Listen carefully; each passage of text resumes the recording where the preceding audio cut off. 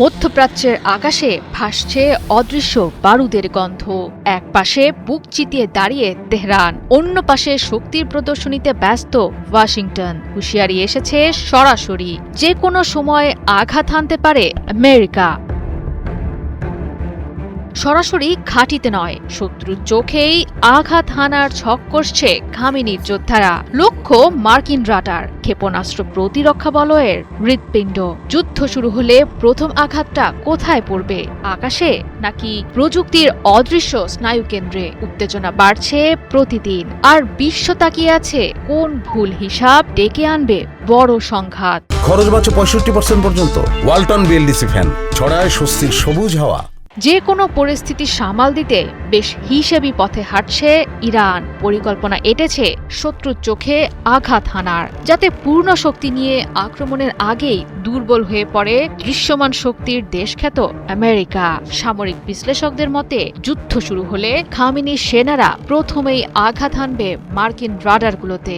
AN বা TPY-2 ধরনের American রাডারগুলোর অবস্থান বর্তমানে কাতার, সৌদি আরব, সংযুক্ত আরব আমিরাত এবং তুরস্কের মতো মার্কিন ঘনিষ্ঠ দেশগুলোয়। ইরান বেশ ভালোভাবেই জানে, এসব ক্ষেপণাস্ত্র প্রতিরক্ষা ব্যবস্থায় আঘাত হানলে মুখ থুবড়ে পড়বে আমেরিকার সুরক্ষা বলয়। শত্রুকে নাজেহাল করতে তাই মধ্যপ্রাচ্যে থাকা মার্কিন ঘাঁটিগুলো নয়, বরং যুক্তরাষ্ট্রের রাডারগুলোকে নষ্ট করার পরিকল্পনা করছে ইরান। এর আগেও 12 দিনের যুদ্ধে মার্কিন হামলার জবাবে কাতারের আল উদেইদ বিমান ঘাঁটিতে আক্রমণ চালায় তেহরান।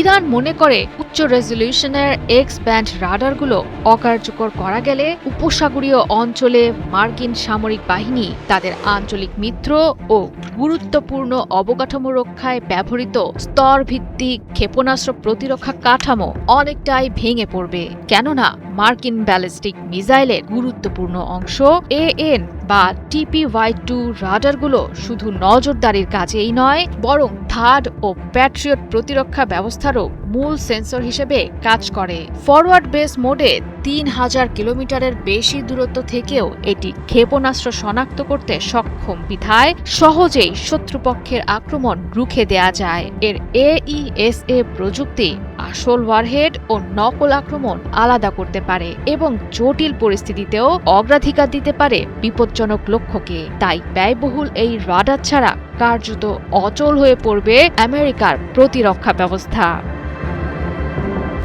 ইসলামী বিপ্লবের সেনারা যদি সফলভাবে আঘাত হানতে সক্ষম হয়, তবে মনস্তাত্ত্বিক, রাজনৈতিক ও কৌশলগতভাবে সুফল পাবে ইরান। অন্যান্য দেশগুলোকে দেখাতে পারবে ইরান কেবল কাগুজে বাঘ নয়, বাস্তবে আমেরিকার বুকেও কাঁপন ধরাতে সক্ষম তারা। এর মধ্য দিয়ে ইরানের সংঘাত সৃষ্টির আগে দুবার ভাববে শত্রু ও প্রতিবেশী দেশগুলো। জয়া সরকার, ৭১।